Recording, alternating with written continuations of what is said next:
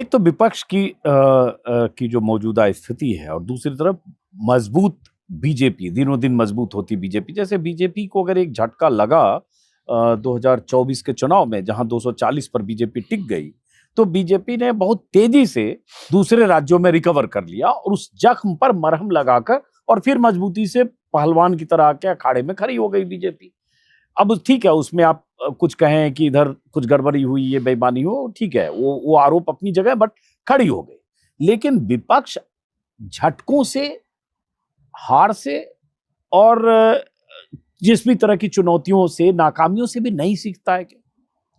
2024 के झटके के बाद बीजेपी ने एक नंबर के काम भी किए, दो नंबर के काम भी किए, लेकिन एक नंबर का किया, एक नंबर दो नंबर मिला के किया। पर वो ऑस्ट्रेलियन क्रिकेट टीम जैसा मामला था ना कि भाई अब अगर आप हारे हैं तो आप बैठ के विश्लेषण करते हैं, निर्मम व्याख्या करते हैं और आगे से सब कुछ करते हैं, चाहे उसमें आप बॉल की सीवन पे भी थोड़ा सा कुछ कर देते हैं, वो सब करते हैं।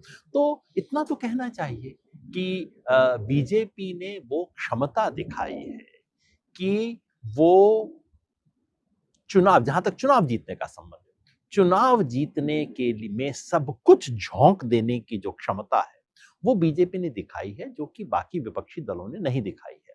आपने कहा बीजेपी उत्तरोत्तर मजबूत होती जा रही है। देखिए, चुनावी रूप से ज्यादा सफल होती जा रही है, पैसे बहुत आ रहे हैं, लेकिन ये भी याद रखिए उसमें घुन लग चुका है, उसमें अंदर से खोखलापन आ चुका है।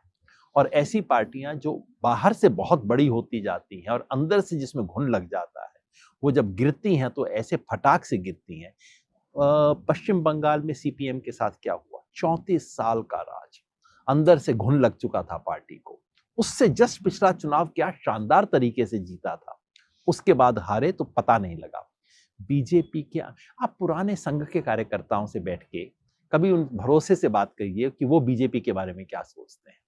इस वक्त बीजेपी में जो हो, भारतीय राजनीति के सारे अवगुण, और उसको आप स्क्वायर कर दीजिए, वो सब बीजेपी के भीतर इस वक्त आ चुके हैं। इसलिए जब गिरेंगे तो औंधे मुंह गिरेंगे।